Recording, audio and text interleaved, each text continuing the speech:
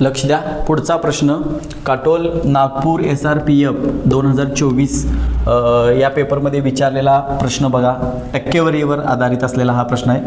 एका वस्तूची किंमत पहिल्यांदा 20% वाढवलेली आहे आणि नंतर परत त्याच वस्तूवरती 5% काय दिलेले आहे, सूट दिलेली आहे. तर शेकडा नफा किती होईल हे आपल्याला काढायचं आहे. आता वस्तूची मेन किंमत आपल्याला माहिती आहे का, मूळ किंमत नाही. तर वस्तूची मूळ किंमत आपण काय समजूया, 100 रुपये आहे असं समजूया किंवा 100. तर किती टक्के वाढवले, 20. 100 मध्ये जर मी 20 वाढवले तर किती होतात, 120. 100 ही मूळ किंमत आहे, त्याच्यामध्ये मी 20% वाढवले तर किती होतात, 120. त्याच्यानंतर 5% काय केलेलं आहे, कमी केलेलं आहे. म्हणजे 100 मधून 5 गेले तर किती होतात, 95. ह्या दोघांचा गुणाकार आणि भागिले 100.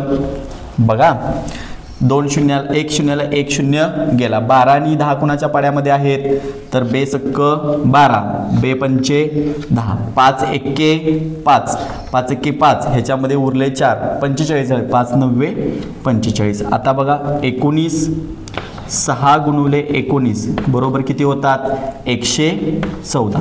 आता मला सांगा, मूळची किंमत आपण किती धरलेली होती, 100 रुपये. तर 100 पेक्षा ही काय झालेली आहे, वाढ झालेली आहे, 114. मग आपण मूळची किंमत वजा करूया. मूळची किंमत ही 100 रुपये होती, म्हणजे 14% आपल्याला काय झालेला आहे, नफा झालेला आहे या गणितामध्ये. ठीक आहे.